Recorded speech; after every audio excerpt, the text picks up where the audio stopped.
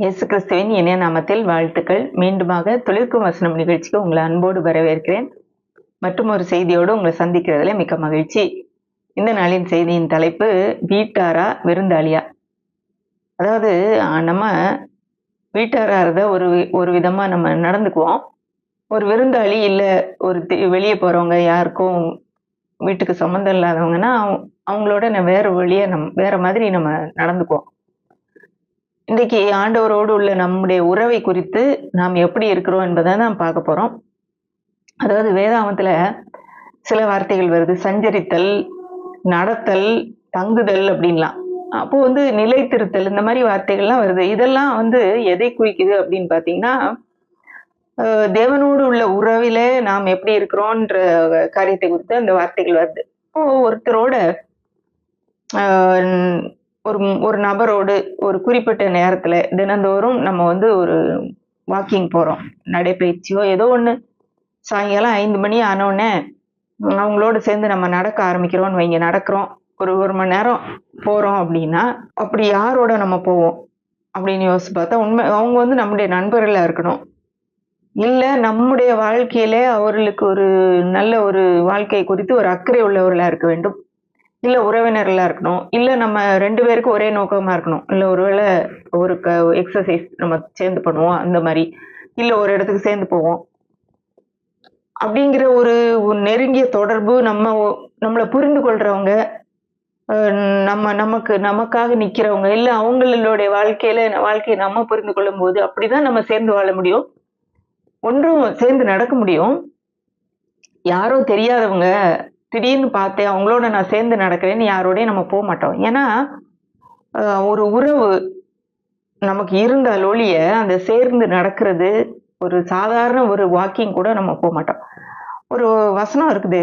Amos 3ஆம் அதிகாரம் 3ஆம் வசனத்தை வாசிக்கிறேன். 2 பேர் ஒருமனப்பட்டிருந்தால் ஒழிய ஒருமித்து நடந்து போவார்களோ. இந்த வசனத்துல ஒரு முக்கியமான காரியம் கொடுத்திருக்கு. என்னன்னா, ஒருமனப்பட்டு ஒருமித்து 2 பேரும் ஒரே மாதிரி நடந்து போறாங்கன்னா அவங்களுக்குள்ளே ஒரு மனம் இருக்கணும். ஒரு மனம்னா என்ன? ஒன்னஸ், ஒரே கருத்து, ஒத்த கருத்து, நண்பர்கள், இசைவு, அப்படிப்பட்ட காரியங்கள்லாம் ஒருத்தருக்கு ஒருத்தர் பகிர்ந்து கொள்ற காரியங்கள்.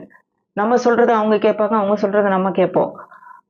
இல்ல நீ சொல்றதுக்கு எனக்கும் பிடிக்கல அப்படின்னா கண்டிப்பா அவங்களோட சேர்ந்து நம்மளால நடக்க முடியாது. இந்த வசனத்தின்படி ஒரு மனம் இருந்தால்தான் நாம் அவர்களோடு நடந்து செல்வோம். அப்போ இந்த ஆதியாகமம் 3ஆம் அதிகாரம் 8ஆம் வசனத்துல ஆதி பெற்றோர் நம்முடைய ஆதாம் ஏவாள் என்ற நம்முடைய ஆதி பெற்றோர் எப்படி இருந்திருக்கிறாங்கன்னா, தேவனோடு உலாவுகிறவர்களாக இருந்திருக்கிறாங்க.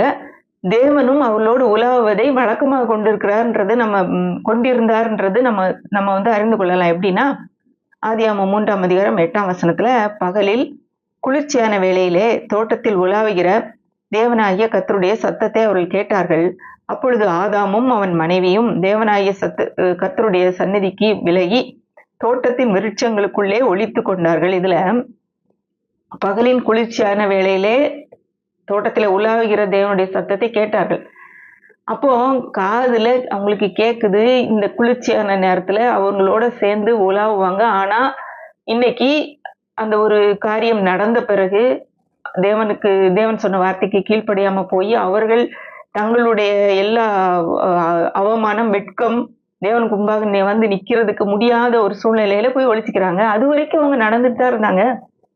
இப்போ தேவன் எங்கேயோ இருந்துட்டு இந்த உலகத்தை படைத்து அவங்க எங்கேயோ இருக்கிறாங்க, நான் இங்கே இருப்பேன் அப்படின்றதுக்காக அவர் இந்த உலகத்திலே மனிதர்களை படைக்கவில்லை. அவர்களோடு சேர்ந்து நடக்கணும். அவர்களோடு நடக்கணும்னா என்ன? 2 பேருக்கும் ஒரு மனதோடு இசைந்து இருக்கணும். ஏன்னா அவருடைய பிள்ளைங்க இவங்க, அவருடைய சாயல்ல படைக்கப்பட்டவங்க. நம்ம 2 பேரும் சேர்ந்து இப்போ இந்த உலகத்துல என்ன நடக்குதுன்றதுல அவரும் இன்வால்வ் ஆகணும்ன்ற ஒரு விருப்பத்தோட தான் படைத்தார். ஆனா அந்த நாளிலே அது விடுபட்டு போயிடுச்சு. அந்த ஒரு க்ளோஸ் ஃபெல்லோஷிப், ஒரு நெருங்கிய ஒரு ஐக்கியம், ஒரு வழக்கமாக அவரோடு சேர்ந்து நடக்கிற ஒரு காரியம், அவருக்கு உண்மையாய் இருக்கிற ஒரு காரியம், அவருக்கு கீழ்ப்படிந்து நடக்கிற காரியம்லாம் அந்த நாள்ல முடிந்து போயிடுச்சு. அதுக்கு பிறகு நமக்கு தெரியும் அவர்கள் தோட்டத்தை விட்டு வெளியேறினாங்கன்னு தெரியும். அப்போ நம்ம நினைச்சுக்கிறோம், இதோட அவங்களுடைய இது முடிஞ்சிருச்சு. அவங்களுடைய ஆண்டவர் அதோட மனுக்குலத்துக்குரிய எல்லா கனெக்ஷனையும் வெட்டிட்டாரு. இவங்களை வெளியே துரத்திட்டாரு. அதுக்கு பிறகு அவங்க ஆண்டவர் வந்து மனுஷர்களோட தொடர்பு வைக்கலன்ற மாதிரி தான் நம்முடைய எண்ணங்கள் இருக்குது. ஆனா அதை தொடர்ந்து வாசித்தோம்னா, யார் யார் தேவனோடு ஒரு மனதாய் இருந்தார்களோ, தேவனோடு நடப்பதை வழக்கமாக கொண்டிருந்தார்களோ, அல்லது ஒரு வார்த்தை எப்படி இருக்குன்னா சஞ்சரிப்பது, சஞ்சரித்தார்களோ அப்படின்னு வருது. சஞ்சரித்தல் அப்படின்னு வருது. இந்த சஞ்சரித்தல்ன்ற வார்த்தைக்கு என்ன அர்த்தம்னு பார்த்தீங்கன்னா, ஒரு வீட்டில் வாழ்றது மாதிரி, தேவனோடு ஒரே இடத்துல வாழ்றது, அல்லது அவருடைய வாழ்க்கையை தேவனோடு சேர்ந்து நடத்துதல் அப்படின்னு நம்ம வச்சுக்கலாம். சஞ்சரித்தல். தொடர்ந்து ஆதாமுக்கு பிறகு அவனுக்கு பிறகு வந்த சேத்துடைய வழியில வந்த 7ஆம் தலைமுறை, ஆதாம்ல இருந்து 7ஆம் தலைமுறையாக வந்த ஒருவர், அவர் பேரு ஏனோக். இன்றைக்கு அவருடைய வாழ்க்கையில ஆதியாகமம் 5ஆம் அதிகாரம் 21ஆம் வசனத்தை நான் வாசிக்கிறேன். ஏனோக்கு 65 வயதான போது மெத்துசலாவை பெற்றான். மெத்துசலாவை பெற்ற பின் 300 வருஷம் தேவனோடே சஞ்சரித்து கொண்டிருந்து குமாரரையும் குமார்த்திகளையும் பெற்றான். இதுல பாருங்க, தேவனோடு சஞ்சரித்தல் அப்படின்னா நிறைய பேர் நம்ம நினைக்கிறோம், அவரோடு வாழ்றதுன்னா நம்ம எங்கேயாவது தனியா ஒரு இடத்துல போய் உட்காந்து, யாரும் இல்லாத ஒரு இடம், இல்ல துறவி மாதிரி போயிடணும், உலகத்தை விட்டு நம்ம தனியா போயிடணும் அப்படின்னு நம்ம நிறைய பேருக்கு ஒரு தனிப்பட்ட ஒரு எண்ணம் இருக்குது. கடவுளோட சேர்ந்து நடக்கிறதுனா அப்படின்னு நினைச்சுக்கிறோம். ஆனா இங்க பார்த்தா 65 வயதான போது மெத்துசலாவை பெற்றான். மெத்துசலாவை பெற்ற பின் 300 வருஷம் தேவனோடு சஞ்சரித்து கொண்டு கொண்டிருந்து குமாரரையும் குமாரத்திகளையும் பெற்றான். குடும்ப வாழ்க்கையில ஈடுபடுறான், குமாரரையும் குமார்த்திகளையும் பெறான். அவனுடைய ரெகுலர் வாழ்க்கையிலே வாழ்ந்து கொண்டிருந்தாலும் அவன் தேவனோடு சஞ்சரித்து கொண்டிருந்தான்னு பாக்குறோம். சஞ்சரித்தல்னா என்னது? அப்போ தனியா காட்டுல போய் வாழ்றது இல்ல. அனுதின வாழ்க்கையில தேவனோடு ஒருமனதாக, அவரோடு இணைந்து செயல்பட்டவனாக, அவரோடு இணைந்து செயல்படுவதை வழக்கமாக கொண்டிருந்தவனாக, தேவனுக்கு உண்மையா இருந்தவனாக, அவருடைய வார்த்தைக்கு கீழ்ப்படுகிறவனாக இருந்திருக்கான். அதுதான் சஞ்சரித்தல். அவருக்கு பிரியமா நடந்திருக்கான். இது எப்படி நம்ம இதை அறிந்து கொள்ளலாம்னா, அவனுடைய பையனுக்கு பேரு மெத்துசலா அப்படின்னு வச்சிருக்கான். மெத்துசலா அப்படின்னா என்ன அர்த்தம்னு பாத்தீங்கன்னா, இவன் இறக்கும்போது அது வரும் அப்படின்னு சொல்றதுதான் மீனிங். இப்போ இந்த மெத்துசலா இறக்குற நேரத்துல அது வரும் அப்படின்னு போட்டிருக்கானே, அதுனா என்ன அப்படின்றத பின்னாடி நம்ம கணக்கு பார்த்தோம்னா, மெத்துசலா தான் இந்த நம் முற்பிதாக்களிலே ரொம்ப வருஷம் உயிரோடு இருந்தவர். 969 வருஷம் உயிரோடு இருந்தவன். இவன் என்னைக்கு எந்த வருஷம் இறந்தானோ அதுக்கு பிறகுதான் பெருவெள்ளம் வந்தது. நோவாவின் காலத்திலே, நோவா இருந்த காலத்திலே மெத்துசலா இருந்திருக்கிறாரு.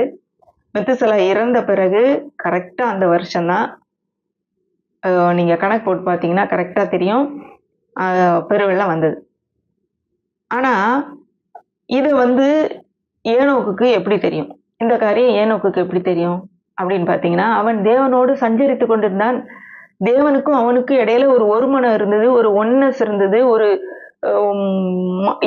தங்களுடைய இருதயங்களில் உள்ள காரியங்களை பகிர்ந்து கொள்ளக்கூடிய ஒரு அப்படிப்பட்ட ஒரு நெருக்கமான ஒரு உறவு இருந்துச்சு ரெண்டு பேருக்கும்.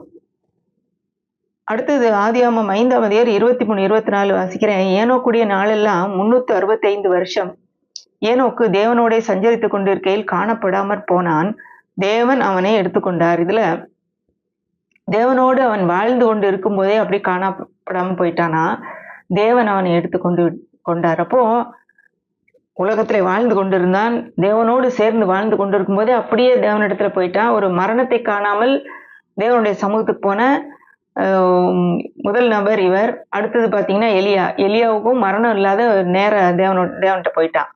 இப்போ இவன் தேவனோடு வாழ்ந்து கொண்டு இருக்கும் போதே தேவனிடத்துல போயிட்டான். இப்ப இவனை பற்றி வேற என்ன காரியங்கள் இந்த வேதாமத்துல கொடுத்திருக்கு அப்படின்னு பார்த்தா, யூதா 1ஆம் அதிகாரம் 4ஆம் வசனத்துல 4ஆம் வசனத்திலிருந்து சில காரியங்கள் கொடுக்கப்பட்டிருக்கிறது. இந்த 4ஆம் வசனத்தை வாசிக்கிறேன்.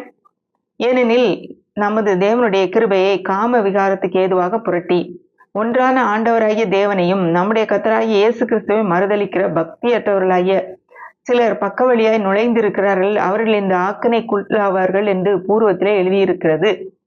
அப்படி பாத்தீங்கன்னா, சில பக்தியற்றவர்கள், தேவனுடைய கிருபையை மறுதலிக்கிறவர்கள், அதை புரட்டி கிறிஸ்துவை மறுதலிக்கிறவர்கள் சிலர் வருவாங்க அப்படின்னு சொல்லி சொல்றார் யூதா. இது வந்து புதிய ஏற்பாட்டுல இயேசுவானவர் வந்து உயிரோடு எழுந்து அதுக்கு பிறகு வந்து சீஷர்கள் எழுதினது. இந்த சீஷன் வந்து இயேசுவினுடைய சொந்த சகோதரன் யூதா என்பவன் அவர் எழுதியிருக்கார் அப்படின்னு சொல்லி சிலரை பத்தி சொல்லிட்டு அது பிறகு நான் வாசிக்கிறேன் சில வசனங்களை. 11ஆம் அதிகாரத்துல இருந்து வாசிக்கிறேன். 11ஆம் வசனத்துல இருந்து, இவர்களுக்கு ஐயோ, இவர்கள் காயினுடைய வழியிலே நடந்து பீலேயாம் கூலிக்காக செய்த வஞ்சகத்திலே விரைந்தோடி கோரா எதிர்த்து பேசின பாவத்துக்குள்ளாகி கெட்டு போனார்கள். இவர்கள் உங்கள் அன்பின் விருந்துகளில் கரைகளாயிருந்து பயமின்றி கூட விருந்துண்டு தங்களை தாங்களே மேய்த்துக் கொள்கிறார்கள். இவர்கள் காற்றுகளால் அடியுண்டோடுகிற தண்ணீரற்ற மேகங்களும் இலையுதிர்ந்து கனியற்று 2 தரம் செத்து வேரற்று போன மரங்களும் தங்கள் அவமானங்களை நுரை தள்ளுகிற அமளியான கடல் அலைகளும் மார்க்கம் தப்பி அலைகிற நட்சத்திரங்களுமாய் இருக்கிறார்கள். இவர்களுக்காக என்றென்றைக்கும் காரிருளே வைக்கப்பட்டிருக்கிறது. ஆதாமுக்கு 7ஆம் தலைமுறையான ஏனோக்கும் இவர்களை குறித்து, இதோ எல்லாருக்கும் நியாயத்தீர்ப்பு கொடுக்கிறதற்கும் அவர்களில் அவபக்தி உள்ளவர்கள் யாவரும் அவபக்தியாய் செய்து வந்த சகல அவபக்தியான கிரியைகளின் நிமித்தமும் தமக்கு விரோதமாய் அவபக்தியுள்ள பாவிகள் பேசின கடின வார்த்தைகள் எல்லாவற்றின் நிமித்தமும் அவர்களை கண்டிக்கிறதற்கும் ஆயிரமான தமது பரிசுத்தவான்களோடு கூட கர்த்தர் வருகிறார் என்று முன்னறிவித்தான். இந்த ஏனோக்கு 300 வருஷம் தேவனோடு சஞ்சரித்து கொண்டிருந்த போது என்ன செஞ்சான்றது இதுல போட்டிருக்கு. பக்தியற்றவர்கள் இருப்பாங்க. பக்தியற்றவர்கள் அவர்கள் இயேசுவை கூட மறுதலிப்பாங்க. அவங்க வந்து அவபக்தியா நடந்துக்குவாங்க. இப்படிப்பட்டவர்களை தண்டிப்பதற்கு ஆண்டவர் 1000 தூதர்களோடு திரும்ப வர்றாருன்னு சொல்றானா. இப்போ இவனுடைய தேவனோடு இருந்த நெருக்கத்தின் விளைவு பார்த்தீங்கன்னா, இயேசு கிறிஸ்துவின் முதல் வருகை அல்ல, 2ஆம் வருகையை பத்தியே கூட ஒரு ஆண்டவரோட வந்து அவன்கிட்ட சொல்லி இருக்கிறாரு. அவனுக்கு அந்த வெளிப்பாடு இருந்திருக்கு. எவ்வளவு ஒரு முக்கியமான ஒரு காரியம் பாருங்களேன். இப்போ தேவனோடு அவ்வளவு நெருக்கமாக வாழ்ந்ததுனாலே 969 வருஷம் கழிச்சு வரப்போகிற வெள்ளத்தை குறித்த ஒரு முன்னறிவிப்பும் அவனுக்கு தெரிஞ்சிருக்கு. அது மட்டுமல்லாம இயேசு கிறிஸ்து திரும்ப ராஜாவாக வந்து நியாயம் தீர்க்க போகிறார் என்பதை குறித்து அந்த முன்னறிவிப்பையும் ஏனோக்கு செஞ்சிருக்காங்க. இப்போ இப்படிப்பட்ட ஒரு தேவனோடு அந்த நெருங்கிய உறவு இருக்கும்போது ஒரு எவ்வளவு இனிமேல் நடக்க போகிற காரியங்கள் கூட தேவனுடைய இருதயத்துல உள்ளதை இவனுக்கு ஷேர் பண்ணியிருக்காரு. இவன் வந்து அதை சொல்றான், இப்படி ஆண்டவர் வரப்போறாரு, இப்படி ஒரு காரியம் நடக்க போகுது, இப்படிலாம் வந்து அவன் அங்க உள்ளவங்களுக்கு சொல்லியிருக்கிறான். இன்னொரு வசனம் பார்க்கலாம். எபிரேயர் 11ஆம் அதிகாரம் 5ஆம் வசனம். விசுவாசத்தினாலே ஏனோக்கு மரணத்தை காணாதபடிக்கு எடுத்துக்கொள்ளப்பட்டான். தேவன் அவனை எடுத்துக்கொண்டபடியினாலே அவன் காணப்படாமற் போனான். அவன் தேவனுக்கு பிரியமானவன் என்று அவன் எடுத்துக்கொள்ளப்படுவதற்கு முன்னமே சாட்சி பெற்றான். இதுல சில காரியங்களை பார்க்கிறோம். எப்படி அவன் வந்து இப்படி இருந்தான், தேவனோடு அப்படியே எடுத்துக்கொள்ளப்பட்டானே, அது எப்படின்னு பார்த்தா விசுவாசத்தினாலே. மற்றவங்க யாரும் விசுவாசிக்கல. அவன் காலத்துல நிறைய பேரு தவறான காரியங்களை செஞ்சுட்டு இருந்தாங்க. ஆனா இவன் அவனுடைய ஜெனரேஷன்ல இவன் வந்து தேவனுக்கு முன்பாக தேவனை விசுவாசித்தவனாக காணப்பட்டான். அதனாலே அவன் மரணத்தை காணாதபடி எடுத்துக்கொள்ளப்பட்டான். அவன் எடுத்துக்கொள்வதற்கு முன்பாகவே அவன் பெற்ற சாட்சி என்னன்னு கேட்டீங்கன்னா, அவன் தேவனுக்கு பிரியமானவன். நம்முடைய கஷ்டங்களை, நம்முடைய கஷ்டம் மட்டும் இல்ல, எல்லா காரியத்தையும் யார்கிட்ட பகிர்ந்து கொள்வோம்? நமக்கு யார் பிரியமானவர்களோ, யார் நமக்கு அருமையானவர்களோ, யார் நமக்கு நம்முடைய இருதயத்தில் உள்ளதை புரிந்து கொள்வார்களோ அவளுக்கு தான் நம்ம சொல்லுவோம். அதே மாதிரி இவன் தேவனுடைய இருதயத்துக்கு பிரியமானவராக இருந்திருக்கிறான். தேவனோடு இசைந்து நடக்கிறவனா இருந்திருக்கிறான். அடுத்து 2 கொரிந்தியர் 5ஆம் அதிகாரத்துல 6ஆம் வசனத்துல இருந்து சில வசனங்களை நான் வாசிக்கிறேன். நாம் தரிசித்து நடவாமல் விசுவாசித்து நடக்கிறோம். இந்த தேகத்தில் குடியிருக்கையில் கர்த்தரிடத்தில் குடியிராதவர்களாய் இருக்கிறோம் என்று அறிந்தும் எப்பொழுதும் தைரியமாய் இருக்கிறோம். நாம் தைரியமாகவே இருந்து இந்த தேகத்தை விட்டு குடி போகவும் கர்த்தரிடத்தில் குடியிருக்கவும் அதிகமாய் விரும்புகிறோம். அது நிமித்தமே நாம் சரீரத்தில் குடியிருந்தாலும் குடியிராமற் போனாலும் அவருக்கு பிரியமானவர்களாய் இருக்க நாடுகிறோம். இதுக்கு முன்னாடி நம்ம ஏனோக்கு தேவனுக்கு பிரியமாய் நடந்தான் அப்படின்னு சொல்லி சாட்சி பெற்றான்னு சொல்லி நம்ம பார்த்தோம். இந்த இதுல நம்ம பார்க்கிறோம், நாம் பவுல் வந்து இப்போ அவரையும் சேர்த்து சொல்றாரு, விசுவாசிகள் எல்லாரையும் சேர்த்து சொல்றாரு. நம்ம எப்படி நடக்கிறோம்? பார்க்கறதுனால நடக்கிறது இல்ல. பார்க்காம தரிசித்து நடவாமல்னா பார்த்து நடக்காம விசுவாசித்து நடக்கிறோம். அப்ப நம்ம கண் முன்னாடி இருக்கிறத வச்சு நம்ம நடக்கல. நாம் விசுவாசத்தினாலே நடக்கிறோம் என்ன, அனுதின வாழ்க்கையை நடத்துகிறோம்னு அர்த்தம். அதைத்தான் வந்து ஏனோக்கு நடந்திருக்கான். அவன் அதுக்கு பிறகு வந்து இப்ப வாசித்த இந்த 3 வசனங்களையும் பார்த்தீங்கன்னா, நம்ம சரீரத்துல இருந்தாலும், இல்லாமல் போனாலும், ஆண்டவரோடு இப்போ இல்லாம இந்த உலகத்துல இருந்தாலும், இல்ல அவர்ட்ட இருந்தாலும், நம்ம அவருக்கு பிரியமாக இருக்கவே நாடுகிறோம்னு சொல்லி பவுல் எழுதுறாரு. இப்போ வந்து ஏனோக்கை போல நமக்கு அவரோடு நம்ம வாழ்க்கையை சேர்ந்து வாழ வேண்டும் என்ற ஒரு வாஞ்சை இருக்கணும். அப்படிப்பட்ட ஒரு உறவு, அப்படிப்பட்ட நெருக்கம் இருக்கும்போது, தேவனுடைய உள்ளத்தில் உள்ளவைகள் எல்லாம் நமக்கு அறிவிப்பார். நம்மிடத்தில் உள்ளதெல்லாம் நம்ம அவர்ட்ட ஷேர் பண்ணலாம். நம்முடைய வாழ்க்கையை அவரோடு சேர்ந்து வாழ்வது ரொம்ப இனிமையானதாக இருக்கும். 2ஆம் வருகையை பத்தி பேசினவன், தன்னுடைய மகன் அவன் வயதாகி இறக்கும்போது இது வரும்னு சொன்னவன். எப்படி இதெல்லாம் தெரிஞ்சுச்சு? அப்படியே உயிரோடு எடுத்துக்கொள்ளப்பட்டவன். இது எல்லாத்துக்கும் காரணம் தேவனோடு உள்ள அந்த நெருக்கமான உறவு. தேவன் எவ்வளவு கிருபை உள்ளவரா, இன்னொன்னு பாத்தீங்கன்னா, அவருடைய இருதயம் எவ்வளவு ஒரு இருக்குதுன்னு பாத்தீங்கன்னா, நம்ம மாதிரி தான். நமக்கு எப்படி ஒரு நல்ல ஒரு ஃப்ரெண்ட் கிடைச்சா, நம்முடைய இருதயத்துல உள்ளதெல்லாம் நம்ம சொல்லணும்னு நினைப்போமோ, நம்ம சொல்றதுக்கே ஆள் இல்லைன்னா நமக்கு எவ்வளவு கஷ்டமா இருக்குமோ, அதே போல தேவனும் இப்படிப்பட்ட தன்னுடைய இருதயத்தை பகிர்ந்து கொள்ளக்கூடிய மக்களை தேடுறாரு. இப்போ அப்படிப்பட்ட ஆட்கள் கிடைக்கும்போது தன்னுடைய இருதயத்தில் உள்ள எல்லாவற்றையும் அவர்களுக்கு பகிர்ந்து கொள்றார். இவ்வளவு ஒரு இரக்கம் உள்ளவரா இருந்திருந்தால் தேவன் அவனுடைய வயசு இருக்கிறதுலே லாங்கஸ்ட் லிவிங் பர்சன் யாருன்னா மெத்துசலா. இப்போ அவன் இறக்குறதுக்கு டைம் இன்னும் இன்க்ரீஸ் பண்ணிக்கிட்டே இருந்திருக்காரு. ஏன்னா இவன் எப்போ இறக்குறானோ அன்னைக்கு வந்து இது வந்துரும்னு ஏற்கனவே அவனுக்கு வெளிப்படுத்தி இருக்காரு. ஆனா அதனால இவங்க மக்கள் எல்லாம் மனம் திரும்புவாங்க, கொஞ்சமாவது வந்துருவாங்க, இந்த பக்கம் திரும்புவாங்கன்னு சொல்லி அவனுடைய வாழ்க்கையின் நாட்களை கூட்டி வச்சிருந்திருக்கிறார். அடுத்ததாக இன்னொரு ஆளையும் பார்க்கலாம், நோவா. இந்த நோவா யாருன்னு பாத்தீங்கன்னா, மெத்துசலாவுடைய பையன் லாமேக்கு, லாமேக்கோட பையன் தான் நோவா. இந்த நோவா மெத்துசலாவுடைய பேரன். அப்போ ஆதியாகமம் 6ஆம் அதிகாரம் 8ஆம் வசனத்தை நான் வாசிக்கிறேன். நோவாவுக்கோ கர்த்தருடைய கண்களில் கிருபை கிடைத்தது. நோவாவின் வம்ச வரலாறு. நோவா தன் காலத்திலே இருந்தவர்களுக்குள்ளே நீதிமானும் உத்தமனுமாய் இருந்தான்.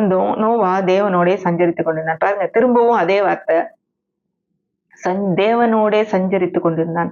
அப்ப தேவனோடே சஞ்சரித்துக் கொண்டிருந்தான். அந்த உலகத்தை விட்டு தேவன்கிட்ட போயிட்டானா? இல்ல. இந்த உலகத்திலே வாழும் போதே தேவனோடு தன்னுடைய வாழ்க்கையை வாழ்ந்து கொண்டிருந்தான். நீதிமானும் உத்தமனுமாய் இருந்தான். தேவனோடு உள்ள வாழ்க்கையை வாழ்றதுனா என்ன? இன்றைக்கு நமக்கு அது வந்து ஒரு பெரிய ஏதோ வித்தியாசமா தெரியுது. ஆனா எப்படி நம்ம வீட்டுல இருக்கவங்களோட நம்ம சேர்ந்து வாழ்க்கை வாழ்றோமோ அதே போலதான் தேவனோடு நாம் சேர்ந்து வாழ்கிற வாழ்க்கையும் அப்படித்தான். ஏதோ ஒரு நேரம் காலையில எழுந்த உடனே அவர்கிட்ட ஜெபம் பண்றோம், அதோட முடிஞ்சு போச்சு. பைபிள் வாசிக்கிறோம், அதோட அந்த சாப்டர் க்ளோஸ். அவருக்கு எனக்கு தொடர்பே இல்லை. திரும்ப படுக்கிற நேரம் தான் நான் ஆண்டவரை பார்ப்பேன், இல்ல சாப்பிடுற நேரம் தான் ஆண்டவருக்கு நான் பேசுவேன் அப்படின்னு இல்ல. நம்முடைய எல்லா வாழ்க்கையின் எல்லா ஒரு மணித்துளியிலையும் நிமிடத்தையும் அவரோடு சேர்ந்து வாழ முடியும். இதுதான் தேவனோடு சஞ்சரித்து கொண்டிருந்தான். அது வந்து பாருங்க, அது கண்டினியூஸ் டென்ஸா வருது. அது வந்து நடந்து கொண்டு இருக்கிற ஒரு காரியமாக வருது. நிகழ்காலத்திலே தொடர்ந்து நடக்கிற ஒரு செயலா இருக்குது. என்னைக்கோ முடிஞ்சு போன செயல் இல்ல. காலையில அவன் ஆண்டவரோட சஞ்சரித்தான், அவ்வளவுதான், முடிஞ்சு போச்சு, இனி ராத்திரி தான், அப்படி இல்ல. அவனுடைய வாழ்க்கையில அனுதினமும் ஒவ்வொரு நொடியும் அவனோட தேவனோடு சஞ்சரித்து கொண்டிருந்தான். ஆதியாகமம் 6ஆம் அதிகாரம் 10ஆம் வசனத்துல நோவா சேம், காம், யாப்பேத் என்னும் 3 குமாரரை பெற்றான். 11ஆம் வசனம், பூமியானது தேவனுக்கு முன்பாக சீர்கெட்டதா இருந்தது, பூமி கொடுமையினால் நிறைந்திருந்தது. தேவன் பூமியை பார்த்தார், இதோ அது சீர்கெட்டதா இருந்தது, மாம்சமான யாவரும் பூமியின் மேல் தங்கள் வழிகளை கெடுத்து கொண்டிருந்தார்கள். அப்பொழுது தேவன் நோவாவை நோக்கி, மாம்சமான யாவரின் முடிவும் எனக்கு முன்பாக வந்தது, அவர்களாலே பூமி கொடுமையினால் நிறைந்தது, நான் அவர்களை பூமியோடும் கூட அழித்து போடுவேன். இதுல பாருங்களேன், தேவன் அவர் படைத்த உலகத்தை மிகவும் நல்ல உலகமா படைத்தார், அருமையான உலகமாக நன்றாக படைத்தார். எல்லாமே மிக நல்லதுன்னு கண்டாரு. அதுக்கு ஒரு நல்ல அவரை சாயலாகவே 2 பேர் ஆதாம படைத்து அவன் ஏவாளை எடுத்து இதை பாதுகாத்துக் கொள்ளுங்கன்னு சொல்லி கொடுத்து, ஆனா அவங்க வந்து அதை மீறின பிறகு அடுத்த கொஞ்ச நாள்ல இருந்தே பாவத்தின் விளைவான முள்ளு, குறுக்கு, சாபம், கொலை, எரிச்சல், பொறாமை, இப்படிப்பட்ட காரியங்கள் வந்து அப்புறம் போக போக ரொம்ப ஜாஸ்தி ஆயிடுச்சு. ஆண்டவர் பாக்குறாரு, சீர்கெட்டதா இருந்துதான் மாம்சமான யாவரும் பூமியின் மேல் தங்கள் வழிகளை கெடுத்துக் கொண்டிருந்தார். எல்லாருமே தங்கள் வழிகளை கெடுத்துக் கொண்டிருந்தார்கள் வருது. இப்போ இங்க ஆனா ஆண்டவர் வந்து அத வந்து யார்கிட்ட சொல்றாரு? அவருடைய இருதயத்தின் ஒரு பாரத்த நோவாவோட பகிர்ந்து கொள்றாரு. இந்த இப்படித்தான் வந்து தேவனோடு வாழ்கிற வாழ்க்கை இருக்கும். இப்ப நம்ம வந்து தேவனோடு தினந்தோறும் அவருடைய வாழ்க்கை அவரோடு சேர்ந்து வாழ்க்கை வாழ்ந்துட்டு இருந்தோம்னா, நம்முடைய இருதயம் வந்து அவருடைய இருதயத்துக்கு இசைந்ததா இருக்கும். நம்முடைய விருப்பம் அவருடைய விருப்பத்துக்கு இசைந்ததா இருக்கும். நம்ம வந்து ஐய்யயோ! தேவன் இது விரும்புவாரான்னு யோசிக்க வேண்டிய அவசியமே இல்ல. நம்ம அப்படிப்பட்ட விருப்பம் தான் நமக்குள்ளே வரும். அவருக்கு இது பிடிக்காதுன்னா, நமக்கும் பிடிக்காம தான் போகும். எப்படி நம்ம ஃப்ரெண்ட்ஸ் தேர்ந்தெடுக்கும்போது, அ ஒரு ஃப்ரெண்டுக்கு இது பிடிக்காது. இல்ல நம்முடைய கணவனுக்கோ, இல்ல உங்க மனைவிக்கோ, யாருக்கோ இது பிடிக்காது அப்படின்னா, அவங்கள ரொம்ப நமக்கு பிடிக்கும்னா, அவங்க பிடிக்காத காரியங்கள நம்ம செய்ய மாட்டோம். அப்படிதான் தேவன் வந்து தேவனுக்கு என்ன பிடிக்குதோ அதுதான் நோவாவுக்கு பிடிக்குது. இன்னைக்கு தேவன் வந்து தன்னுடைய இருதயத்துல இருக்க பாரத்தை அவனோடு சொல்றாரு. மாம்சமான யாவருடைய முடிவும் எனக்கு முன்னாடி வந்துச்சு. இவங்கள நான் அழிச்சு போடப் போறேன். ரொம்ப கொடுமையினால் நிறைந்திருக்குது. அவர்கள் மனம் திரும்புறதுக்கு வாய்ப்பே இல்ல. அப்படிப்பட்ட ஒரு சூழ்நிலை போனதுனாலே, அழித்து போடப் போறேன்ற தன்னுடைய முடிவ, தன்னுடைய தீர்மானத்த அவங்க சொல்றாரு. "நீ கொப்பேர் மரத்தால் உனக்கு ஒரு பேழையை உண்டாக்கு. அந்த பேழையிலே அறைகளை உண்டு பண்ணி, அதை உள்ளும் புறமுமாக கீழ் பூசுப்பா." அவனுக்கு என்ன சொல்றாரு? எல்லாரையும் அழிக்க போறேன்ப்பா. ஆனா உனக்கு நீ நீதிமானா இருக்க. நீ என்னோட சஞ்சரித்துக்கிட்டு இருக்க. என்னோட அனுதின வாழ்க்கைய வாழ்ற. அதனால இதுலருந்து தப்பித்துக் கொள்றதுக்கு உனக்கு ஒரு வழிய குடுக்குறேன்னு சொல்லி, சில காரியங்கள செய்ய சொல்றார். நம்ம பல சமயங்களில நெனைக்கிறோம். நான் ஆண்டவரோடு உலாவிக்கிட்டு இருக்கேன். அதனால நான் வந்து அப்படியே பரலோகத்துக்கு இருக்கிற மாரி அப்படியே இருப்பேன். இந்த உலகத்தின் காரியத்துக்கும் எனக்கும் சம்மந்தம் கிடையாது. நான் வேலை பார்க்க வேண்டியதில்ல. நான் எதுவுமே செய்ய வேண்டியதில்ல அப்படின்னு நெனைக்கிறோம். அப்படி இல்ல. நம்ம பார்க்கிற வேலையில ஒருவேள இன்றைக்கு எடுத்துக்கொள்ளலாம். நம்ம வந்து இருக்கிற சூழ்நிலையில ஒரு பொருளாதார வீழ்ச்சி அடையுதுன்னா, நம்ம இருக்கிற அந்த சூழ்நிலைக்கு அடியில இருந்தாலும், இதிலேயே நாம் வெற்றியா வாழ்வதற்கான ஐடியாவ ஆண்டவர் குடுப்பாரு. இப்போ அவன ஒரேடியா இந்த உலகத்திலருந்து அவர் தூக்கிட்டு போல. இந்த எதுவுமே அவன் செய்யாம இரு. நான் உன்னைய அப்படியே பாதுகாப்பா கொண்டு போயிருவேன்னு சொல்லல. அவனுக்குன்னு ஒரு உனக்காக, உன்னுடைய குடும்பத்துக்காக நீ ஒரு வேலைய செய்யுங்கிறாரு. ஒரு வேலைய குடுக்குறாரு. அந்த வேலை லேசுப்பட்ட வேலை கிடையாது. அத சொல்றாங்க அந்த பேழையுடைய அகலம் வந்து ஒரு 30 மாடி கட்டடத்த சைடுல படுக்க வச்சா எவ்வளவு தூரம் இருக்குமோ, அவ்ளோ அகலமா. அது உயரம் வந்து 3 மாடி கட்டடத்தோட உயரம். அதுல அறைகள். இதெல்லாம் வச்சு அது கொப்பேர் மரத்துல நீ பண்ணு. அதுல கீழ் பூசு. உள்ளும், புறமும் எல்லா இடத்துலயும் கீழ் பூசு. மேல ஒரு கூரை வையி. கீழ சுற்றிலும் ஜன்னல் வையி. இதெல்லாம் அவன் வந்து 100 வருஷம் கிட்டத்தட்ட. ஏன்னா ஆண்டவர் பேசி இவனுக்கு 500 வருஷம் இருக்கும்போது ஆரம்பிச்சிருக்கிறாரு இந்த காரியத்த. 600வது வயது வரும்போது தான் அந்த பெருவெள்ளம் வந்திருக்குது. அப்ப கிட்டத்தட்ட 100 வருஷமாக இந்த காரியத்த அவன் தொடர்ந்து செஞ்சுட்டு இருக்கான். ஆண்டவர் என்ன சொல்றாரு, எ எல்லாம் இப்ப இந்த வசனத்த வாசிக்கிறேன் 18 வசனம் 6:18 ஆனாலும் உன்னுடனே என் உடன்படிக்கையை ஏற்படுத்துவேன். நீயும் உன்னோடே கூட உன் குமாரரும், உன் மனைவியும், உன் குமாரரின் மனைவிகளும் பேழைக்குள் பிரவேசியுங்கள். சகலவித மாம்சமான ஜீவன்களிலும் ஆணும் பெண்ணுமாக வகை ஒன்றுக்கு ஒவ்வொரு ஜோடு உன்னுடன் காக்கப்படுவதற்கு பேழைக்குள்ளே சேர்த்துக்கொள்ள உனக்கும் அவைகளுக்கும் ஆகாரமாக சகலவித போஜன பதார்த்தங்களையும் சேர்த்து உன்னிடத்தில் வைத்துக்கொள் என்றார். நோவா அப்படியே செய்தான். அதுல பாருங்களேன், ஆண்டவர் உன்னோட நான் உடன்படிக்கை பண்ணுவேன்ப்பா. ஏன்னா நீ வந்து என்னோட இருதயத்துக்கு ஏற்றவன். என்னோட சஞ்சரித்துக்கிட்டு இருக்க. உன்கிட்ட நான் ஷேர் பண்றேன். நீ இந்த காரியத்த செய்யி. உன்னோட என்னுடைய உடன்படிக்கை ஏற்படுத்தி, இப்படி ஒண்ணு பேழை செய்யி. அந்த பேழைக்குள்ள நீங்கலாம் வந்துருங்க. உங்களோட கூட இன்னொரு வேலையும் குடுக்குறேன் உனக்கு. இந்த உலகத்தில் உள்ள மக்களுக்கு சொல்லி பார்க்குறேன் அது இல்ல. ஜீவ ஜந்துக்கள். எல்லாத்தையும் நீ உன்னோட சேர்த்து வச்சுக்கணும். அதுக்கு தேவையான ஆகாரத்தையும் சேர்த்து வைக்கணும். அந்த ஜீவ ஜந்துக்கள் எல்லாம் எவ்வளவுன்னு கேட்டீங்கன்னா, 35,000 ஜோடியாம். சுத்தமானதுல 7 ஜோடி சொல்றாங்க. அப்போ இத்தனை பேருக்கும் அவன் சாப்பாடு எடுத்து வைக்கணும். எல்லாமே செய்து முடித்தான்னு வருது. 22ஆம் வசனம். நோவா அப்படியே செய்தான். தேவன் தனக்கு கட்டளையிட்டபடி எல்லாம் அவன் செய்து முடித்தான். அப்புறம் வந்து 7ஆம் அதிகாரம் 1ஆம் வசனத்துல நோவாவை நோக்கி, நீயும் உன் வீட்டார் அனைவரும் பேழைக்குள் பிரவேசியுங்கள். இந்த சந்ததியில் உன்னை எனக்கு முன்பாக நீதிமானாக கண்டேன். இப்போ இந்த இதுல சொல்றாரு, உள்ள வந்து நுழைங்க. இந்த உன்னையும் உன் வீட்டார் அனைவரையும் பேழைக்குள்ள வந்துருங்க. உன்னை வந்து நீதிமானாக கண்டேன். இப்போ இவனை மட்டும் நீதிமானா கண்டாரு. ஆனா இவனோட சேர்ந்த குடும்பத்தார் அனைவரும் உள்ள வந்தாங்க. இது ரொம்ப ஆச்சரியமான ஒரு உண்மையா இருக்குது. இதே போலவே லோத்துடைய காரியம் நமக்கு தெரியும். லோத்துவும் அவன் இருந்த இடம் ரொம்ப மோசமான இடமா இருந்தது. அதையும் ஆண்டவர் அழிக்க வேண்டிய சூழ்நிலையில அவனும் அவனுடைய 2 குமாரத்திகள் மட்டும்தான் காப்பாற்றப்பட்டாங்க. அவன் போய் கூப்பிட்டு பார்க்குறான். வேற இந்த பட்டணத்துல அவனுடைய யாராவது இருந்தாங்கன்னா கூப்பிடு அப்படின்னு சொன்னா, இவனுடைய மற்ற 2 குமாரத்திகளுடைய கணவன்மாருங்கிறாங்க. அப்ப 2 பேர் திருமணமான 2 பிள்ளைங்க இருந்திருப்பாங்கன்னு நினைக்கிறேன். அவங்க வரமாட்டேன்ட்டாங்க. அவனுடைய ஆண்டவர் தூதர்கள் லோத்துவையும் அவனுடைய 2 குமாரத்திகளையும் அவன் மனைவியும் பிடிச்சு வெளியே கொண்டு போய் விடுறாங்க. ஆனா அவங்க மனைவி பின்னால திரும்பி பார்த்து உப்பு தூணாயிடுறாங்க. கடைசியில தப்பிச்சது லோத்துவும் அவனுடைய 2 பிள்ளைங்கள் மட்டும்தான். ஆனா இவனுடைய வாழ்க்கையில இவனுடைய குடும்பத்தார் யாரையும் அவன் இழக்கல. நோவாவுடைய வாழ்க்கையில அவனும் அவன் மனைவியும் அவனுடைய குமாரர் 3 பேரும் அவனுடைய மனைவிமார்களும் முழு குடும்பமும் பாதுகாக்கப்பட்டது. இன்றைக்கு இது ஒரு பெரிய சவால் இல்ல. தனக்குள்ளே இருந்த அந்த ஒரு விசுவாசத்தையும் தேவன் மேல் இருந்த ஒரு ஒரு ஃபெல்லோஷிப், ஒரு நெருக்கமான உறவையும் தனக்கு மட்டும் வச்சுக்காம தன்னுடைய குடும்பத்தினருக்கும் அது கடத்தியிருக்கான். அவங்களுக்கும் அந்த தேவன் மேல அந்த உறவு இருந்தது, அந்த பற்று இருந்தது, விசுவாசம் இருந்தது. இல்லைன்னா இவனோட சேர்ந்து வந்திருக்க மாட்டாங்க. ஏன்னா இவன் என்ன பண்ணான்றதுக்கு சில வசனங்களை வாசிப்போம். எபிரேயர் 11ஆம் அதிகாரம் 7ஆம் வசனத்துல, விசுவாசத்தினாலே நோவா தற்காலத்திலே காணாதவைகளை குறித்து தேவ எச்சரிப்பு பெற்று பயபக்தி உள்ளவனாகி தன் குடும்பத்தை ரட்சிப்பதற்கு பேழையை உண்டு பண்ணினான். அதனாலே அவன் உலகம் ஆக்கினைக்குள்ளானதென்று தீர்த்து விசுவாசத்தில் உண்டாகும் நீதிக்கு சுதந்திரவாளியானான். இந்த பகுதியில நோவா எப்படி இந்த காரியத்தை செஞ்சான்றதுக்கு சில காரியங்கள் வருது. விசுவாசத்தினாலே இப்ப இவன் செஞ்சது எல்லாமே விசுவாசத்தினாலே 100 வருஷம் கொப்பேர் மரத்தை வெட்டி இவ்வளவு பெரிய ப்ராஜெக்ட் தன்னுடைய குடும்பத்தை காப்பாத்துறதுக்கு பண்றது எதனால? விசுவாசத்தினால. எல்லாரும் கண்டிப்பா சொல்லியிருப்பாங்க, அப்போ மழை பெய்யற மழையே கிடையாது, பூமியில இருந்து பனி எழும்பி நனைச்சது அப்படின்னு தான் வருது. மழை பெஞ்சு பார்த்ததே கிடையாது, வெள்ளம் வந்து பார்த்தது கிடையாது. அப்போ இவனுக்கு இதையெல்லாம் தேவன் சொன்னதை செய்யணும் அப்படின்னா அவனுக்கு தேவன் மேலே ஒரு விசுவாசம் இருக்க போய் தான் அவன் செஞ்சிருக்கான்.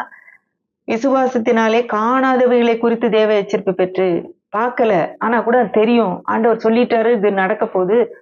பயபக்தி உள்ளவனாகி, இன்றைக்கு பயபக்தின்ற வார்த்தைக்கு நம்மளுடைய அர்த்தம் என்னன்னா, நேரம் முழங்கல்ல நிக்கிறது, முக்காடு போடுறது, ஒழுங்கா கோயிலுக்கு போறது, பைபிள் வாசிக்கிறது அப்படின்னு நம்ம நினைக்கிறோம். இல்ல, பயபக்தினா தேவன் சொல்லுகிறத கீழ்ப்படுகிறது தான் பயபக்தி.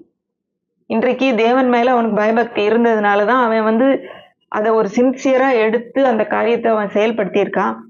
தன் குடும்பத்தை ரட்சிப்பதற்கு பேழையை உண்டு பண்ண. ஆண்டவர் ஏதாவது செய்யட்டும், ஆண்டவரே என்னை காப்பாத்தட்டும், அவருக்கு நான் ரொம்ப நண்பன் தானே, அவரோட நான் அனுதினம் நடந்துட்டு தானே இருக்கேன், அதனால அவரா ஏதாவது செய்யட்டும்னு உடல. அவர் சொன்னபடி உழைக்க செயல்பட ஆயத்தமா இருந்தா. இன்றைக்கு நிறைய பேரு வேலை பார்க்கறதுக்கு சோம்பேறித்தனப்பட்டுக்கிட்டு, ஏன்னா ஆண்டவருக்கு நான் ஊழியம் செய்யறேன், ஊழியத்தினாலே அதாவது ஒரு நிமிஷம் கூட உங்களுக்கு ஓய்வு இல்லாம ஊழியம் இருக்கு, 4 பூரம் ஊழியம் இருக்குது அப்படின்னா பரவாயில்ல. இன்றைக்கு ஒருத்தருக்கு கூட நமக்கு சொல்றதுக்கு வாய்ப்பு இல்லை. அப்படி கூட இல்லாம இருந்தும் வேலைக்கு போற கஷ்டப்படுற நிறைய பேர் இருக்கிறோம். ஏன்னா நான் ஆண்டவருக்காக வேலை செய்யறேன், விசுவாசத்தினால வாழ்றேன்னு சொல்றோம். ஆனா இவன் விசுவாசம் இருந்தும் செயல்படுறதுக்கு, ஆண்டவர் சொன்னதை செய்யறதுக்கு ரெடியா இருந்தான். அதனாலே அவன் உலகம் ஆக்கினைக்குள்ளானதென்று தீர்த்து விசுவாசத்தினால் உண்டாகும் நீதிக்கு சுதந்திரவாளியானான். அவனுக்கு வந்த நீதி என்னது? அவனுடைய குடும்பம் பாதுகாக்கப்பட்டது, மற்றவங்க எல்லாம் அழிஞ்சிட்டாங்க, இவங்க மட்டும் பாதுகாக்கப்பட்டாங்க. அந்த நீதிக்கு அவன் சுதந்திரவாளியானான். 2 பேதுரு 2ஆம் அதிகாரம் 5ஆம் வசனத்துல, பூர்வ உலகத்தையும் தப்ப விடாமல் நீதியை பிரசங்கித்தவனாகிய நோவா முதலான 8 பேரை காப்பாற்றி அவபக்தி உள்ளவர்கள் நிறைந்த உலகத்தின் மேல் ஜலப்பிரளயத்தை வரப்பண்ணி. இந்த இதுல நோவா செஞ்ச இன்னொரு காரியம் போடப்பட்டிருக்கு. அவன் என்ன செஞ்சானா, நீதியை பிரசங்கித்தவனாகிய நோவான்னு வருது. அப்போ பிரசங்கம் பண்ணியிருக்கான். இவ்வளவு நாள் வரைக்கும் அவன் அந்த வேலை செய்யற நாள் வரைக்கும் எல்லாரும் என்ன செய்யற ஏது என்னன்னு கேட்டிருப்பாங்க. அப்ப சொல்லியிருக்கான், தேவன் இதை அழிக்க போறாரு, இப்படி ஒரு அழிவு வரப்போகுது. ஏன்னா இதுக்கு முன்னாடி அவனோட அந்த டைம்ல யார் இருந்தானா, மெத்துசலா இருந்திருக்காரு, ஏனோக்குடைய பையன். அப்போ அவனுடைய தாத்தா லாமேக்கும் இருந்திருக்காரு, இவனுடைய தகப்பன். ஆனா அந்த ஜலப்பிரளயம் வர்றதுக்கு 5 வருஷத்துக்கு முன்னாடி லாமேக்கு இறந்துடுறாரு. ஆனா மெத்துசலா கரெக்டா அவன் இறக்குற போதுதான் இது வந்துச்சு. இப்ப ஏனோக்கும் அவன் சொல்லியிருக்கான் தன்னுடைய விசுவாசத்தை, இவனும் தன்னுடைய விசுவாசத்தை மற்றவங்களுக்கு சொல்லியிருக்கிறான். அப்ப அப்போ நீதியை பிரசங்கித்துக்கிட்டு இருக்கான். இப்போ ஆண்டவருடைய இருதயத்துக்கு ஏற்றவங்க, ஆண்டவரோட சஞ்சரித்தவங்க என்ன செய்யறாங்க, அவருடைய இருதயத்தில் உள்ள பாரங்களை தாங்களும் ஷேர் பண்றாங்க. பூமியெல்லாம் கெட்டு போயிருக்குன்னு அந்த பாரம் அவங்களுக்கு வருது. அது மட்டும் இல்லாம இவங்க நீங்களும் வாங்கலேன், ஆண்டவர் ஒரு வழியை வச்சிருக்கிறாருன்னு அவன் பிரசங்கம் பண்ணியிருப்பான். நான் நம்புறேன். வர்றதுக்கு வழி இருக்கு, உங்களுக்கு பிழைக்கிறதுக்கு ஒரு வழி இருக்கு. ஆனா யாருமே வர்றதுக்கு அவங்களுக்கு மனசு இல்லை. ஏதோ லூஸ் பைய ஏதோ பண்றான், பண்ணிட்டு போற, நமக்கும் அதுக்கும் சம்மந்தம் இல்லை. வாழ்க்கை வாழ்றதுக்கேன்னு அவங்களாட்டு வாழ்ந்துட்டு இருந்திருக்காங்க. இன்றைக்கு இதே காரியம்தான் ஆண்டவர் சொல்றாரு. இயேசு கிறிஸ்து நோவாவின் காலத்தில் இருந்தது போலதான் இனிமே இருக்கும். மனுஷகுமாரன் வரும்போது எல்லாரும் கொல்றதையும் கொடுக்கறதையும் வச்சுக்கிட்டு ஜாலியா ஆடிட்டு இருப்பாங்க. ஆனா ஆண்டவர் வருவார் அப்படின்னு சொல்லி வசனம் போட்டிருக்குது. அப்போ அந்த நோவாவை போல நாமும் தேவனோடு சஞ்சரிக்கிறவர்களாக உடன் தினந்தோறும் வாழ்கிற வாழ்க்கை வாழ்ந்தோம்னா நமக்கும் அந்த ஆண்டவருடைய இருதயம் இருக்கும். இந்த கெட்டு போயிற உலகத்தை குறித்த ஒரு பாரம் இருக்கும். அவர்களுக்கு நான் நோவை பிரசங்கித்த மாதிரி நம்மளும் பிரசங்கிப்போம். நம்ம சொல்லுவோம். அது மட்டும் இல்லாம நமக்கு தேவன் கொடுக்கிற காரியங்களை, தேவன் கொடுக்கிற எச்சரிப்புகளை, ஆலோசனைகளை கேட்டு அவருடைய வார்த்தையின்படி நம்ம செயல்படுவோம். இப்போ இன்னைக்கு நம்ம பார்த்த காரியத்துல நம்ம தேவன் நம்மோடு சேர்ந்து உலாவணும்னு விரும்புறாரு. பழைய காலத்துல உலாவினார், அவங்களோட சஞ்சரித்தார், அவங்களுக்கு அவங்களோட தன்னுடைய காரியங்களை பகிர்ந்து கொண்டார். இன்றைக்கும் அதே தேவன் தான். ஆனால் அதை விட நாம் விசேஷித்தவர்கள். எப்படி ஆண்டவரை ஏற்றுக்கொண்ட விசுவாசிகளாகிய நாம் ஒவ்வொருவருக்குள்ளும் அவர் வாழ்கிறார். நம்மோடு நடப்பவர் மட்டுமல்ல, நமக்குள்ளும் ஆவியானவராக வாழ்கிறார். அப்போ நமக்குள்ளே இருக்கும்போது நாம் பல சமயங்களில ஒரே வீட்டுல வாழ்ந்துகிட்டு அந்த ரூம்ல ஒருத்தர், இந்த ரூம்ல ஒருத்தர், அவங்களுக்கும் எனக்கும் சம்மந்தம் இல்லைன்னு இருக்க மாதிரி பல நேரத்துல தேவனோடு நம்ம வாழ்ந்து கொண்டிருக்கிறோம். அவரோடு சேர்ந்து வாழ்கிற வாழ்க்கையில, நம்முடைய வாழ்க்கையில அவரை ஈடுபட வைக்கிறதுக்கு நம்ம அனுமதி கொடுக்கறது இல்ல. அவர் பேசுறத நம்ம கேட்கறது இல்ல. அவரு நோவா மாதிரி அவர் சொல்றத செயல்படுத்துறது இல்ல. இப்போ தேவன் எப்படி அவன் தன்னுடைய மன வருத்தத்தை, தன்னுடைய திட்டத்தை பகிர்ந்து கொள்ற காரணம் என்ன? இந்த ஏனோக்கு, நோவா போன்றவர்கள் தேவனுடைய நம்பிக்கைக்கு பாத்திரர்களாக இருந்தாங்க. அவர் அவரோட அவங்க அவங்க ஒரு ஃப்ரெண்டுங்கும் போது இவங்க போய் நம்மளை பத்தி தப்பா எல்லாத்தையும் சொல்ல மாட்டாங்க. அதவங்கன்றவங்ககிட்ட தான் நம்ம ரொம்ப நம்முடைய க்ளோஸ் உள்ளுக்குள்ள இருக்கிற மோஸ்ட் இன்டிமேட் காரியங்களை கூட நம்ம அவங்கள்ட்ட ஷேர் பண்ணுவோம். இப்போ இப்படிப்பட்ட காரியங்களை பகிர்ந்து அளிச்சாலும் அதை ஏற்றுக்கொண்டு அதை தேவனுக்கு உண்மையாய், உத்தமமாய், நம்பிக்கைக்குரியவர்களாக இவர்கள் இருந்திருக்கிறார்கள். இப்படிப்பட்ட வாழ்க்கை, அவரோடு சேர்ந்து வாழும் வாழ்க்கை இருக்கும்போது நமக்கு கண்டிப்பாக பாதுகாப்பு நிச்சயம். எதிர்காலத்தை குறித்த ஒரு காரியங்கள் எல்லாம் தேவன் நம்மோடு பகிர்ந்து கொள்ள முடியும். தேவனுடைய இருதயத்தின் துடிப்பு நமக்கு தெரியும். இப்போ இப்படிப்பட்ட ஒரு வாழ்க்கை, ஒரு மேலான வாழ்க்கை, என்னைக்கோ ஒரு நேரம், ஏதோ ஒரு நேரம், ஒரு நாளைக்கு 1 மணி நேரம் இல்ல, 24 மணி நேரமும் அவரோடு வாழ்கிற வாழ்க்கை மிகவும் ஒரு மேலான வாழ்க்கை. இப்படிப்பட்ட வாழ்க்கை நமக்கு அவைலபிளா இருக்குது, நமக்கு இருக்குது இன்றைக்கும். ஆனா தேவன் அப்படிதான் வாழணும்னு எதிர்பார்க்கிறார். அதை எதிர்பார்த்து கொண்டு இருக்கிறார். நம்ம இடத்துல அந்த ஒரு ஃப்ரெண்ட்ஷிப்பையும் அந்த ஒரு நெருக்கத்தை அவர் விரும்புகிறார். நம்ம எவ்வளவு தூரம் அவரோட நெருக்கமா இருக்கிறதுக்கு நம்ம வில்லிங்கா இருக்கிறோம், அவரோட நேரத்தை செலவழிப்பதற்கு, அவரோடு நம்முடைய வாழ்க்கையை வாழ்வதற்கு. ஒருவேளை நம்ம சமைக்கிறோமோ, வேலைக்கு போறோமோ, டிராவல் பண்றோமோ, எல்லா சூழ்நிலையிலும் அவரோட பேசிக்கொண்டே இருக்க முடியும். அவரோட நம்முடைய வாழ்க்கையில அவரை இன்வால்வ் பண்ண வைக்க முடியும். அதே மாதிரி தேவனும் தன்னுடைய மன காரியங்களை நம்மிடத்துல பகிர்ந்து கொள்வார். நமக்கும் இங்க நம்ம ஃபேஸ் பண்ற காரியங்களிலே தேவன் கொடுக்கிற ஆலோசனைகளை பற்றி செயல்படும் போது மற்றவர்கள்லாம் அழிந்தாலும், மற்றவர்களுக்கு அந்த நம்ம என்ன சொல்லியும் கேட்காம போனா கூட நமக்கு அந்த ரட்சிப்பும் பாதுகாப்பும், நமக்கு அந்த விடுதலையும் வெற்றியும் நமக்கு உண்டு. அப்படிப்பட்ட ஆசீர்வாதம் தேவன் நமக்கு தந்தருள்வாராக. அப்படியே நம்ம கண்களை மூடி ஜெபிக்கலாம். கர்த்தாவே, இந்த வேத வசனங்களுக்காக நன்றி. ஒவ்வொரு நாளும் கர்த்தாவே, எங்களுடைய வாழ்க்கையை உம்மோடு சேர்ந்து வாழ்றதுக்கு நீர் எங்களுக்கு உதவி செய்யும்படி ஜெபிக்கிறேன். என்னை பார்த்து கொண்டு இருக்கிற ஒவ்வொருவருக்கும் கர்த்தாவே, இப்படிப்பட்ட உம்மோடு சஞ்சரிக்கும் ஒரு பாக்கியத்தை நீங்க கொடுக்குறீங்க. அதற்கு நீங்க எங்களை அழைக்கிறீங்கப்பா. நாங்கள் அதற்கு முன்வருகிறோம் என்பதை கர்த்தாவே இந்த நேரத்துல அங்க சொல்றோம். தொடர்ந்து கர்த்தாவே உம்மோடு சேர்ந்து வாழ்ந்து உமக்காக வாழ, ஆண்டவரே, உம்மோடு வாழ்கிற வாழ்க்கையில இருக்கிற எல்லா ஆசீர்வாதங்களை பெற்றுக்கொள்ள நீர் எங்களுக்கும் உதவி செய்யும். இயேசுவின் மூலம் கேட்கிறோம் பிதாவே. ஆமென்.